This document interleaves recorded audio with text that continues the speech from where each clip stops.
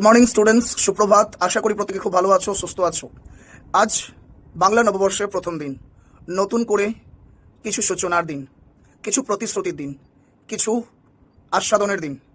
তো আশা রাখতে পারি আমার প্রত্যেকটা স্টুডেন্টসের অসম্পূর্ণ কামনা, আশা, বাসনা সেগুলো নতুন বছরের মধ্যে সম্পূর্ণ হবে এবং আমরা অ্যাজ এ বাঙালি আমরা প্রত্যেকে এই দিনটার জন্য গর্বিত।